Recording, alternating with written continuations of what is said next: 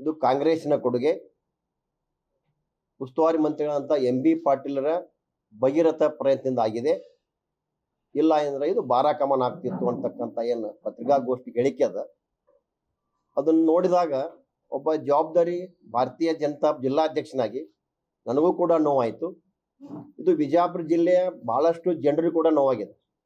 ಯಾಕಂದ್ರೆ ವಿಜಯಪುರ ವಿಮಾನ ನಿಲ್ದಾಣ 2009ರಲ್ಲಿ ವಿಜಯಪುರ ತಾಲೂಕಿನ ಬುರ್ನಾಪುರ್ ಇರ್ಬೋದು, ಅಲಿಯಾಬಾದ್ ಇರ್ಬೋದು, ಮಧುಬಾಮಿ ಗ್ರಾಮಗಳ ವ್ಯಾಪ್ತಿಯಲ್ಲಿ ಸುಮಾರು 727 ಎಕರೆ ಜಮೀನನ್ನ ಖರೀದಿ ಮಾಡ್ತಕ್ಕಂಥದ್ದು, ಅದನ್ನು ಭೂ ಸ್ವಾಧೀನ ಮಾಡ್ತಕ್ಕಂಥದ್ದು ಇದನ್ನು ಯಾರು ಮಾಡಿದ್ರು? ಇದರಲ್ಲಿ ಕಾಂಗ್ರೆಸ್ಸಿನ ಏನು ಪ್ರಯತ್ನ ಇತ್ತು? ಈ 727 ಎಕರೆ ಜಮೀನು ಖರೀದಿ ಮಾಡಿ ಭೂ ಸ್ವಾಧೀನ ಮಾಡೋ ಪ್ರಕ್ರಿಯೆಯಲ್ಲಿ ಬಿಜಾಪುರ ಉಸ್ತುವಾರಿ ಮಂತ್ರಿ MB ಪಾಟೀಲ್ ಪಾತ್ರ ಏನದ ಅಂತಕ್ಕಂಥದ್ದನ್ನ ನಾ ಕೇಳಬೇಕಾಗ್ತದೆ. ಅವತ್ತು 2009ರಲ್ಲಿ ಭಾರತೀಯ ಜನತಾ ಪಕ್ಷ ಸರ್ಕಾರ ಇತ್ತು. BS ಯಡಿಯೂರಪ್ಪನವರು ಮುಖ್ಯಮಂತ್ರಿ ಇದ್ದಾಗ 727 ಎಕರೆ ಜಮೀನನ್ನ ಖರೀದಿ ಮಾಡಿ ಭೂ ಸ್ವಾಧೀನ ಮಾಡಿದ ಕೊಡುಗೆ ಅದು ಭಗೀರಥ ಪ್ರಯತ್ನ ಅಂದ್ರೆ ಅದು ಭಾರತೀಯ ಜನತಾ ಪಕ್ಷದ್ದು BS ಯಡಿಯೂರಪ್ಪನವ್ರದ್ದು ಅಂತ ಹೇಳಕ್ ಇಷ್ಟಪಡ್ತೀವಿ. ಅವತ್ತು ನಗರ ಶಾಸಕರ ನಮ್ಮ ಅಪ್ಪ ಸಾಹೇಬ್ ಪಟ್ಟಣ ಶೆಟ್ಟಿ ಇದ್ರು. ಅವತ್ತು ಮುಂದೆ 2008ರಿಂದ 2013ವರೆಗೆ ಭಾರತೀಯ ಜನತಾ ಪಕ್ಷ ಸರ್ಕಾರದಲ್ಲಿ 727 ಎಕರೆ ಜಮೀನು ಭೂ ಸ್ವಾಧೀನ ಆಯಿತು. ಮುಂದೆ 2013ರಿಂದ ತಾವು ಬಂದ್ರಿ, ಕಾಂಗ್ರೆಸ್ ಸರ್ಕಾರ ಇತ್ತು. 5 ವರ್ಷ ತಮ್ಮ ಆಡಳಿತದಲ್ಲಿ ಏನ್ ನೀವು ವಿಮಾನ ನಿಲ್ದಾಣ ಬಗ್ಗೆ ಭಗೀರಥ ಪ್ರಯತ್ನ ಮಾಡಿದ್ರಿ. ಮುಂದೆ 2018 ಕೂಡ ಮತ್ತೆ ತಾವು JDS ಅಲಯನ್ಸ್ನೊಂದಿಗೆ ಅಧಿಕಾರದಲ್ಲಿದ್ರಿ 1 ವರ್ಷ. ಅವಾಗೇನು ನೀವು ಭಗೀರಥ ಪ್ರಯತ್ನ ಮಾಡಿರಿ ವಿಮಾನ ನಿಲ್ದಾಣಕ್ಕಾಗಿ? ಯಾವಾಗ ಮತ್ತೆ BS ಯಡಿಯೂರಪ್ಪನವರು ಮುಖ್ಯಮಂತ್ರಿ ಆದರು ಅವತ್ತೇ ಅದು ಸುಮಾರು 222 ಕೋಟಿ ರೂಪಾಯಿಗಳನ್ನು ಮೀಸಲಿಟ್ಟು ATR 72 ವಿಮಾನಗಳ ಹಗಲು ಕಾರ್ಯಾಚರಣೆ ಮಂಜೂರಾಯ್ತಾಯಿತು. ಅನುದಾನವನ್ನು ಕೂಡ ಕೊಟ್ಟರು. ಮುಂದೆ ಅದು ATR 72ದಿಂದ ಏರ್ಬಸ್ 320 ವಿಮಾನಗಳ ಹಗಲ ಕಾರ್ಯಾಚರಣೆ ಕೈಗೊಳ್ಳಲು ಬೊಮ್ಮಾಯಿ ಅವರು ಮುಖ್ಯಮಂತ್ರಿ ಇದ್ದಾಗ ಅದಕ್ಕೆ 125 ಕೋಟಿ ರೂಪಾಯಿ ಕೊಟ್ಟರು. ಟೋಟಲಿ 347.92 ಕೋಟಿ ಕೊಟ್ಟದ್ದು ಯಾರು ಇದ್ರೆ ಅದು ಬೊಮ್ಮಾಯಿ ಅವರು, ಭಾರತೀಯ ಜನತಾ ಪಕ್ಷ ಸರ್ಕಾರ. ಈಗ ತಾವು ಹೇಳ್ತಾ ಇರೋದು ಇದು ಭಾರತೀಯ ಜನತಾ ಪಕ್ಷದ ಕೊಡುಗೆ. ಇದು ಭಾರತೀಯ ಜನತಾ ಪಕ್ಷದ ನಾಯಕರ ಭಗೀರಥ ಪ್ರಯತ್ನದಾಗಿದೆ. ಆದ್ರೆ MB ಪಾಟೀಲ್ ಇದಕ್ಕೆ ನೀವು MB ಪಾಟೀಲ್ ಭಗೀರಥ ಪ್ರಯತ್ನ, MB ಪಾಟೀಲ್ ಭಗೀರಥ ಅಂತಕ್ಕಂಥದ್ದು ಎಷ್ಟು ಸಮಂಜಸ ಅಂತಕ್ಕಂಥದ್ದನ್ನ ನಾನು ಕೇಳಬೇಕಾಗ್ತೈತಿ. ನೀರಾವರಿ ವಿಷಯದಲ್ಲೂ ಕೂಡ ಇದೇ ರೀತಿ ಕ್ರೆಡಿಟ್ ತಗೊಂಡ್ರು ನೀವು. ಬಿಜಾಪುರ ಜಿಲ್ಲೆಗೆ ನೀರಾವರಿ ಸುಮಾರು ನೀವು 60 ವರ್ಷ ಆದ್ರೂ ನಿಮ್ಮಲ್ಲಿ ನೀರಾವರಿ ಮಾಡೋಕ್ಕಾಗಿರ್ಲಿಲ್ಲ. ಯಾವಾಗ BS ಯಡಿಯೂರಪ್ಪನವರು ಮುಖ್ಯಮಂತ್ರಿ ಆದ್ರು 108 ಕೆರೆ ತುಂಬ ಯೋಜನೆಯನ್ನ ಚಾಲನೆ ಕೊಟ್ಟಿರ್ತದಿಂದ ಬಿಜಾಪುರ ಜಿಲ್ಲೆ ನೀರಾವರಿ ಆಗೈತಿ. ಕಾಂಗ್ರೆಸ್ ಸರ್ಕಾರದಲ್ಲಿ ಪ್ರಸ್ತಾವನೆ ಹೋಗಿತ್ತು. ಆ ಸಂದರ್ಭದಲ್ಲಿ ಆ ಕಾಂಗ್ರೆಸ್ ಸರ್ಕಾರದ ಅವಧಿಯಲ್ಲಿ ಈ ಪ್ರಾಜೆಕ್ಟಿಗೆ, ಈ ಕೆರೆ ತುಂಬ ಯೋಜನೆಗೆ ಇದು ಅವೈಜ್ಞಾನಿಕ ಅಂತಕ್ಕಂಥದ್ದು ಹೇಳಿ ರಿಜೆಕ್ಟ್ ಮಾಡಿದ್ದು ಕಾಂಗ್ರೆಸ್ ಸರ್ಕಾರ. ಅದೇ ಪ್ರಾಜೆಕ್ಟ್ ಅನ್ನ ಯಡಿಯೂರಪ್ಪನವರು ಅದು ಸಾಧ್ಯ ಮಾಡಿ ತೋರಿಸಿದ್ರು. ಕುಡಿನೀರಿಗೆ ಅಂತಕ್ಕಂಥ ಪ್ರಾಜೆಕ್ಟ್ ಇಟ್ಟು ಅದನ್ನ ಕಾರ್ಯ ಮಾಡಿ ಇವತ್ತೇನ ಕೆರೆ ತುಂಬ ಯೋಜನೆ ಇರ್ಬೋದು, ನೀರಾವರಿ ಯೋಜನೆ ಅವರೇ ಚಾಲನೆ ಕೊಟ್ಟರು. ಮುಂದಿನ ದಿನಮಾನದಲ್ಲಿ ನೀವೇನು ಹೇಳಿದ್ರಿ? 50,000 ಕೋಟಿ ಪ್ರತಿ ವರ್ಷ ಇಡ್ತೀನಿ ಅಂತ ಹೇಳಿ ನೀವು ನಮ್ಮ ನಡೆ ಕೃಷ್ಣೆ ಕಡೆಗೆ ಅಂದ್ರಿ. ಪ್ರತಿ ವರ್ಷನೂ 50,000 ಕೋಟಿ ಕೊಟ್ರೇನು? ನೀವು ಅವತ್ತು ಮಾತನಾಡಿದ ಹಾಗೆ 50,000 ಕೊಟ್ಟಿದ್ರಂದ್ರೆ ಬಿಜಾಪುರ ಜಿಲ್ಲೆಯಲ್ಲಿ ಈ ಪರಿಸ್ಥಿತಿ ಇರ್ತಿರ್ಲಿಲ್ಲ. ಇವತ್ತೇನಾಗ್ಯದಂದ್ರೆ ಒಂದು ಬ್ಯಾರಲ್ನಲ್ಲಿ ಒಂದು 10 ಜನ ದಿನನಿತ್ಯ ಬಳಕೆ ಮಾಡ್ತಕ್ಕಂಥ 10 ಜನ ಮನೆಯೊಳಗೆ ಅದೀವಂದ್ರೆ 50 ಜನ ಮನೆಗೆ ಬಂದಾಗ ಅದ ಒಂದು ಬ್ಯಾರಲ್ ನೀರು ಸಾಕಾಗೋದಿಲ್ಲ. ಈಗ ಏನಾಗೈತಿ, 519 ಮೀಟರ್ ವಾಟರ್ ಸ್ಟೋರೇಜ್ ಆಲ್ಮಟ್ಟಿ ಒಳಗೆ ಅದನ್ನ 524 ಮೀಟರ್ ಏರಿಸ್ಬೇಕಲ್ಲ, ವಾಟರ್ ಸ್ಟೋರೇಜ್ ಹೆಚ್ಚು ಮಾಡ್ಬೇಕಲ್ಲ. ಕಾಲುವೆಗಳನ್ನು ಸಾಕಷ್ಟು ಆಗಿವೆ.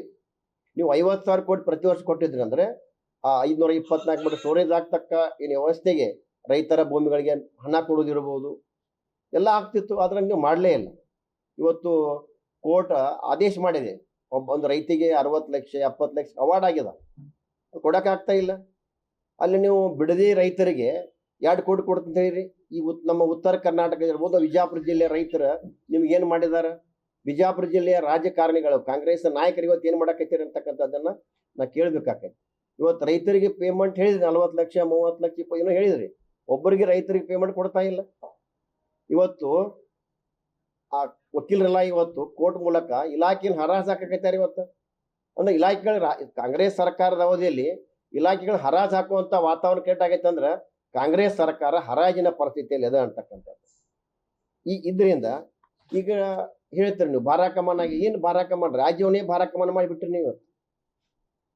ಇವತ್ತು ಬಿಜಾಪುರ ಜಿಲ್ಲೆಯಲ್ಲಿ ಯಾವುದಾದ್ರೂ ಒಂದು ರಸ್ತೆ ಸರಿಯಾಗಿದೆಯಾ? ರಾಜ್ಯ ಸರ್ಕಾರ ಸಂಬಂಧಪಟ್ಟಂತ ರಸ್ತೆ?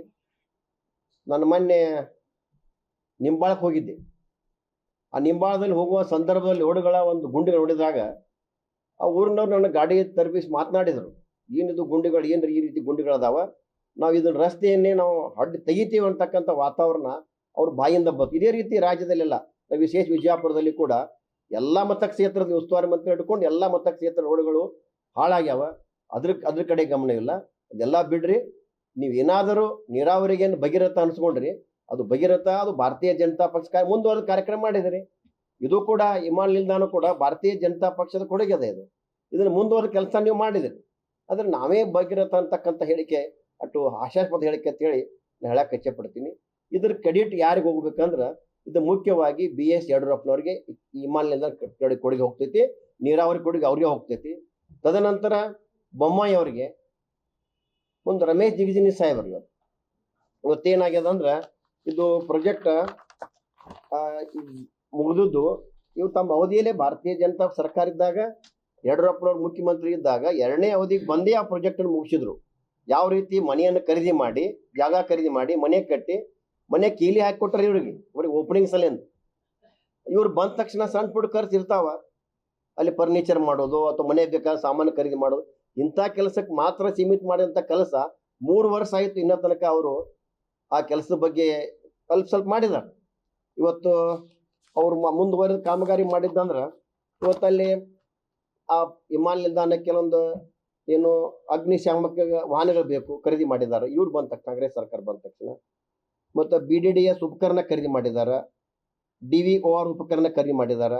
ಆ ರಾಷ್ಟ್ರೀಯ ಹೆದ್ದಾರಿಗಳ 50ಕ್ಕೆ ಸಂಬಂಧಪಟ್ಟಂಗೆ ವಿಮಾನ ಹೋಗ್ಲಿಕ್ಕೆ ರಸ್ತೆಗಳಿಗೆ ಭೂ ಸ್ವಾಧೀನ ಪ್ರಕ್ರಿಯೆ ಇನ್ನ ಕೆಲಸ ಏನು ಪ್ರಾರಂಭ ಆಗಿಲ್ಲ.